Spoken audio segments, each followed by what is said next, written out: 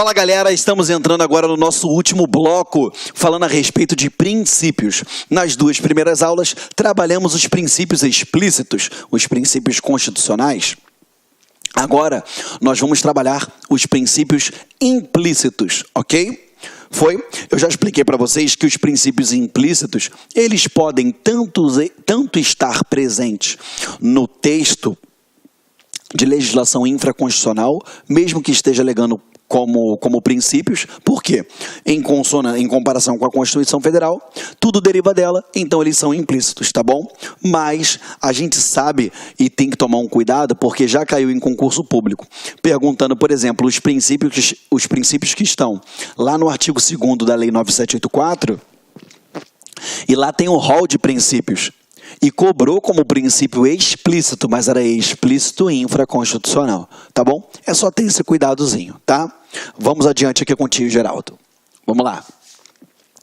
Dentro dos princípios implícitos, vamos lá. Supremacia do interesse público sobre o privado. O que é isso? A gente sabe que esse é a viga mestra da administração pública, tá? Pode até anotar aqui, ó. Viga mestra. Tá? Por que viga mestra? Porque é com base, cara, a voz está sumindo. É com base nesse princípio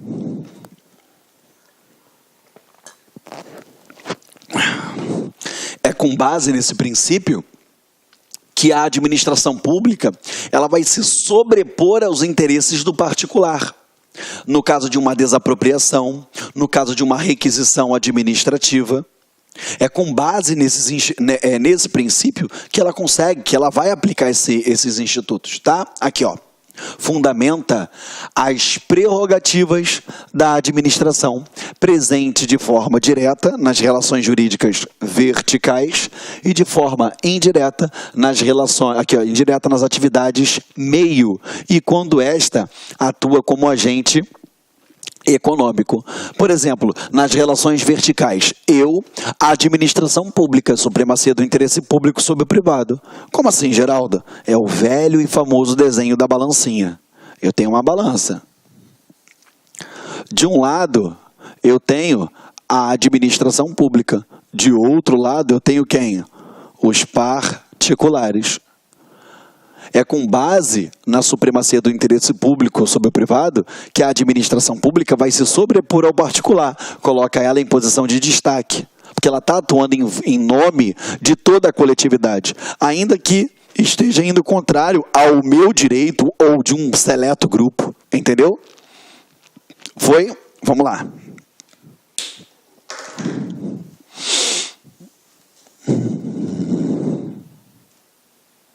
Continuando com vocês. Indisponibilidade do interesse público. O que é isso?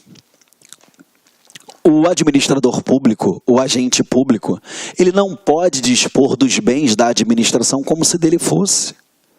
Ele não pode. Vou usar o carro da administração, a viatura, eu vou usar o combustível, eu vou usar o computador. Eu não posso fazer isso. O interesse da administração como se fosse meu. Eu sou um mero representante do interesse do Estado, e o Estado vai visar o interesse de quem? Da coletividade. Fundamenta as restrições. Ligado ao princípio da legalidade, também implica o que os agentes não podem deixar de exercitar as prerrogativas. Ou seja, eu não vou deixar de exercitar as prerrogativas, mas não vou fazê-las visando o meu interesse próprio. Beleza? Ela está presente de forma direta em toda e qualquer atividade administrativa. Toda e qualquer atividade administrativa, os interesses públicos, eles são indisponíveis. Perfeito? Quais são os interesses públicos que você conhece?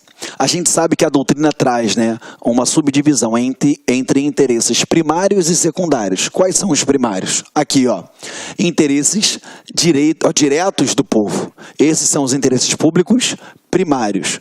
E o interesse público secundário? Aqui, ó, interesse do Estado de caráter patrimonial, aumentar receita ou diminuir gastos. Beleza? E os atos internos de gestão administrativa. Só para você entender. Primário, eu vou atender o interesse do povo, da coletividade. Secundário, é o Estado pensando como empresa, por exemplo. Como eu vou fazer para aumentar a minha receita? Como eu vou fazer para poder diminuir os meus gastos? Tá vendo que isso daí, ainda que seja interesse público, não é um interesse primário do povo? É o Estado, ele pensando, né, em melhorar, né, atender o princípio da eficiência, para que de fato ele possa prestar melhor um serviço público, entendeu? O interesse público secundário, ele só é legítimo quando não é contrário ao interesse público primário, ou seja, interesse público primário, a administração pública, ela tem que prestar o serviço público de saúde, show de bola. Aí o administrador público corta a verba da saúde para poder o quê? Ter mais dinheiro em caixa. Peraí, ele está indo de encontro ao interesse público primário, e aí ele passa a não ser legítimo, entendeu? Presunção de legitimidade. Galera, o que é essa presunção de legitimidade? Quando você for estudar atos administrativos, eu vou te explicar isso daqui como um atributo do ato administrativo, uma qualidade do ato administrativo. O que é essa presunção de legitimidade? Eu tenho a presunção de legalidade, a presunção de verdade, que aquele ato ele é legítimo, ele está de acordo com a lei e com o direito, ele está obedecendo às normas legais, os princípios administrativos. Perfeito?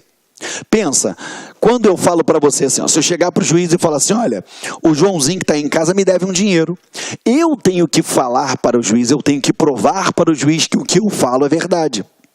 Já pensou se toda vez que a administração pública tivesse que atuar, ela tivesse que comprovar que o que ela está falando é verdade? Olha que complicado seria, olha quão moroso, burocrático, procrastinado seria essa atuação. Então, a gente percebe que a administração ela tem essa presunção de legitimidade, por quê? Aqui, ó, presunção da verdade e da legalidade dos atos administrativos. Ou seja, quando a administração ela atua, eu presumo que ela está de acordo com a lei. Só que essa presunção ela não é absoluta, é uma presunção relativa. Ok? Como assim relativa? Exemplo, você chegou lá, uma multa para você pagar do seu carro, você, caramba, mas eu nem estava lá nesse dia. Até então, recebeu a multa pela presunção de legalidade, correto? Mas você pode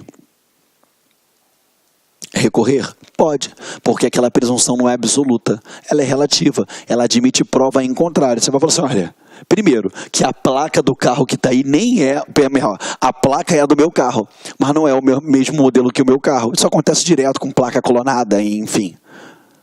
Você vai lá e recorre. Aqui, ó. A presunção ela é relativa, eu vou inverter o ônus da prova. Como funciona?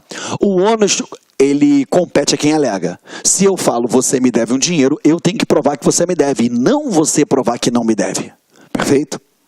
Só que a partir do momento que a administração pública ela afirma algo, ela pratica um determinado ato, tem uma disposição, eu presumo que ela é verdadeira. Só que a presunção ela não é absoluta, ela é relativa. Ela é chamada de presunção juris tantum, ou seja, relativa.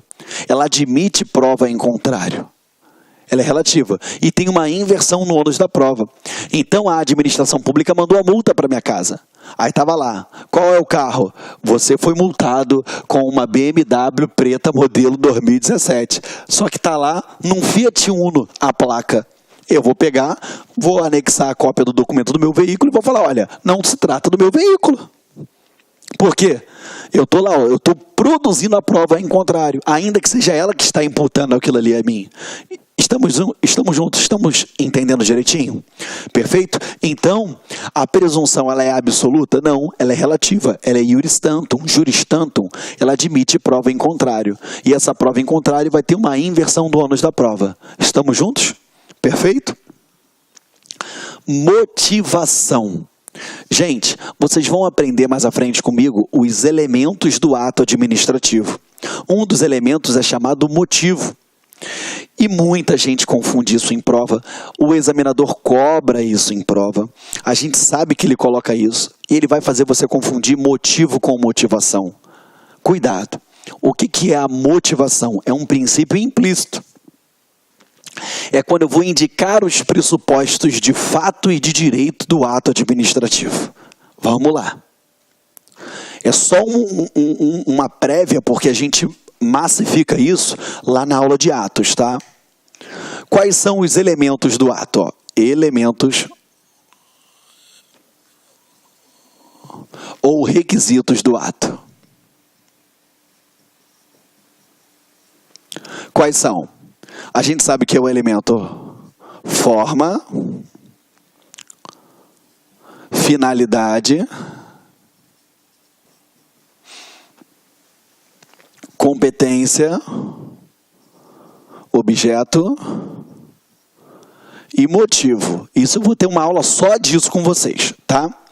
Forma é o meio, é o modo, é o mecanismo por qual se exterioriza o ato. Finalidade, interesse público. Competência determinada em lei. Objeto, o ato propriamente dito, o efeito jurídico provocado por ele.